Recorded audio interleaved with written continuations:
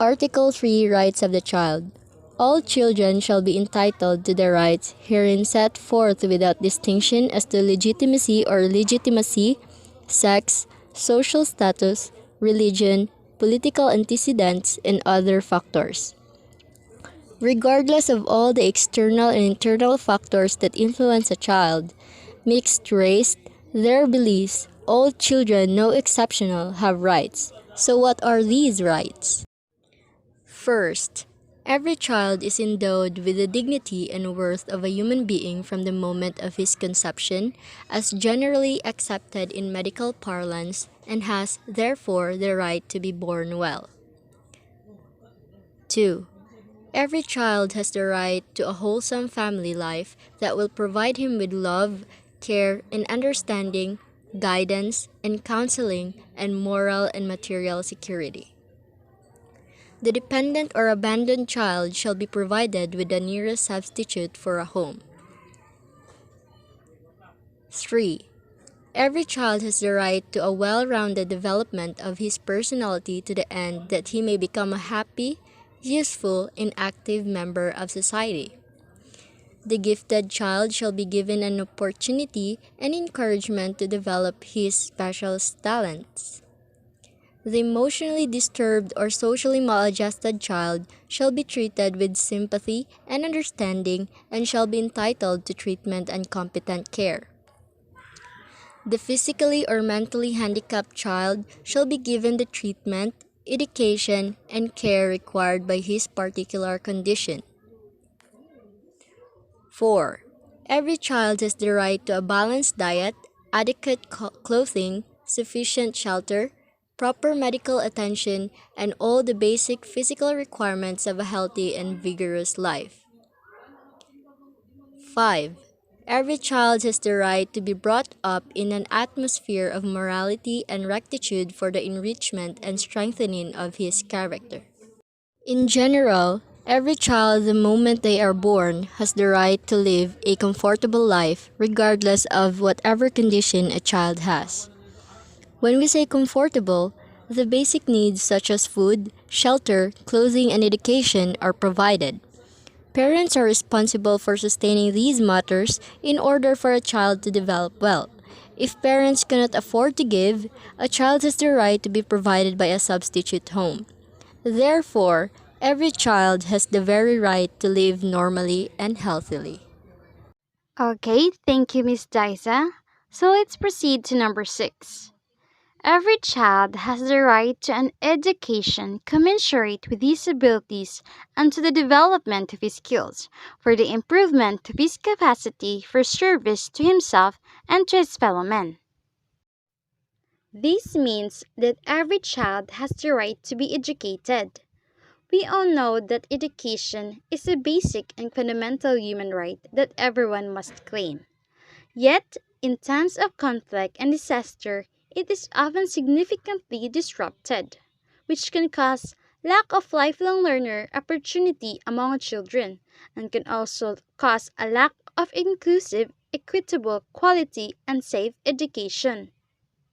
So, according to Global Campaign Education, that education is the most sustainable long term driver of social, economic, and environmental justice, and that education is key to foster sustainable, gender equal, peaceful, democratic, and resilient societies. So, without quality education for all, especially children, our future looks bleak. Do you know what bleak means? It's like gloomy siya ba or dili nimo makita ang future because it's dark, like wala kay hope or pag-asa na makita. Also, without quality education, children and youths will lack skills to integrate and actively participate as assertive holders of their basic human rights, and they cannot develop and improve their abilities and skills. Also, without quality and inclusive education, children with these abilities remain on the outskirts of society, attending special needs schools and taught in separate classes. So, we need education, not just an ordinary education, but an inclusive education for all children that encourages children with and without disabilities to participate and learn together, fostering better learning opportunities for all. So, for the children and youth to have an education, we must call on governments to step up to the challenge and play an active role in promoting education and lifelong learning opportunities for all. Also, civil society is a strong and valuable partner and should be consulted and involved in decision making at all levels. Mm, I could say that we cannot do without education because education is the key to form tomorrow's citizens. And education is not only a right but an enabler of all other rights. Okay, so that would be all for number 6. Let's proceed to number 7. Every child has the right to full opportunities for safe and wholesome recreation and activities, individual as well as social, for the wholesome use of his leisure hours. This means that every child has the right to play and enjoy whenever they have the opportunity and has the right to spend time on recreation pursuits like sports, entertainment, and hobbies for them to explore and develop. The right of every child to rest, leisure, play, recreational activities, free and full participation in cultural and artistic life has a good impact in their physical and psychological aspects. So, play, recreation, rest, leisure, arts, and all interlink and together serve to describe conditions necessary to protect the unique and evolving nature of childhood. Play and recreation are essential to children's health and well being.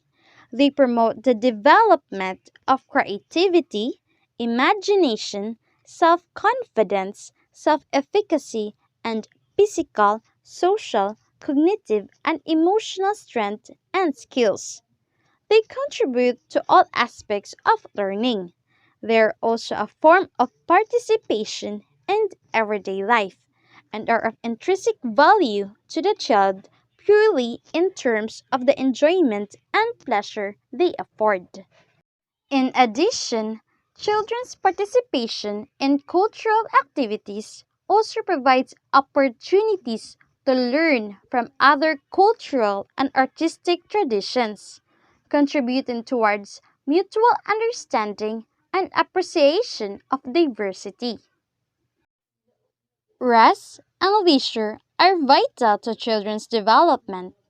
So, lack of sufficient rest will have a physical and psychological impact on children's health, well being, and development.